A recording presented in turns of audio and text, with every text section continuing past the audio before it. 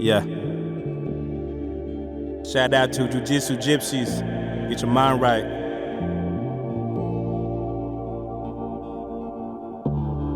Life is what you make it. Period.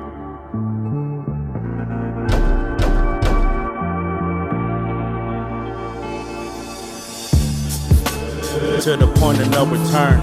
In this world of fire, I'm watching visions burn.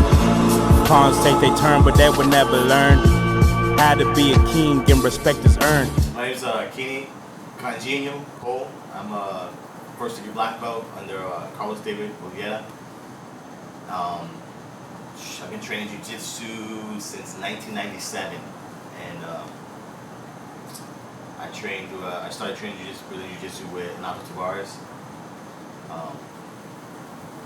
Got my purple and my brown belt under Max Wilson, who's a 9th degree red belt out of Brazil.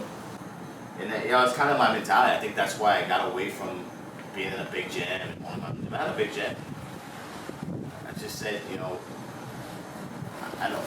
just wasn't fun. Like having to worry about paying to keep the lights on or pay the water bill or this and that, to worry about getting advertising and get people in the gym. I was like, it just takes the fun out of the sport for you. And I was like, I don't have to worry about paying bills so that I can teach. I was like, you know what? I want to be able to teach people that might not be able to afford to come and train. I want to be able to teach people. So I closed the gym and started teaching out of my garage. And I had a bunch. That last year that I had the gym open, it was almost like I had my regular students and I had a lot of vets that were coming that had PTSD. And I realized that for a year and a half, I realized that these guys were benefiting from coming to train Jiu Jitsu. It was like a huge stress reliever for them. Like, you know what I mean?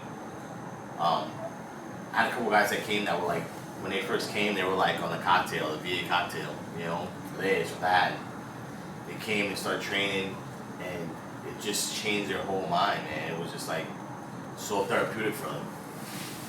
And not only was it therapeutic for them, but it was good for like my regular students that, that weren't exposed to military guys or, so they now, all they knew about the military was seeing stuff on TV or on the news or whatever, and then they actually get to sit down with this guy who's a vet, and they learn the difference between Memorial Day and Veterans Day. They learn, the whole, thank you for your service, and they learn all that because they get to learn it firsthand from somebody that that lives that life or has served their country, and it just. At that point, it became like one of those things. I was like, you know what? This is what I enjoy doing. And it was almost like I had to teach people so that I can do what I want to do that I was passionate about. I needed one to do the other, And it was like, I don't want to do that anymore. I just want to do this and be able to teach people and help people, help people heal. I mean, since I started teaching vets, I've probably had about a good 40 vets come through and train. And even if they're not training with me, like they moved to other places and they're still training. They continue, and that's all I care about. What I care about is the fact that, you get your ass off the couch, feeling sorry for yourself and saying, I got PTSD and letting it rule your life, and start to learn how to take charge of your life and take hold of your life again. And I think a lot what happens is so many of these guys come home and they go to the VA and the VA is like, what are your symptoms? You go, what? You can't sleep? You can't sleep? You have nightmares? What? You have this, you have that? And they just have a formula that they have and they go like this, here's your bag of medicine, go take all this medicine. So they gave you medicine because you have anxiety. That anxiety fucks you up, so now you got erectile dysfunction. So now they got to put you on something for erectile dysfunction. Then they put you on something because that fucks you up. So before you know it, this guy's fucked up.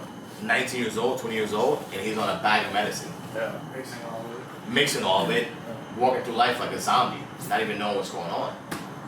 And I've had guys, man, that come through and they start training, and they're like, dude, you know, I'm getting off of this, I've gotten off of this, I'm weaned off of that. And to the point they're like, you know what, I'm not even taking any of this shit anymore.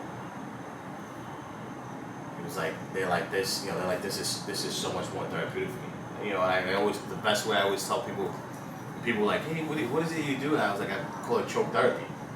Right. Because think about it, what other sport do you get to come in, choke the shit out of somebody, and you know, and hug it out at the end? Or like what we'd always do is, like he'll tell you, we'll sit down, we'll bullshit and we'll talk, you know, before class and say, hey, what do you got going on, you know?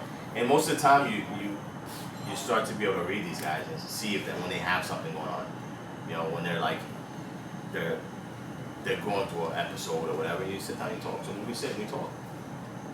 And then they're like, you know what? I'm so glad I came to class today because I was in a shitty place. And I feel great now, you know. And you know, if you can take a guy and expose him to that as opposed to, you know, to just doping him up and having him numb to life, and for me that's the, you know, it's the ultimate gift. Hey, we just want to thank Robbie D'Onofrio and Spencer Mummy at Gracie Brandon and Kini Cole at Grandinho Jiu Jitsu. Thank you guys for letting us come out and film, man. It was an honor and a pleasure. Can't wait to see you guys again. Yeah, we really appreciate it, guys. If anybody else wants to get their story out there or film, don't hesitate to message us. Links in the description.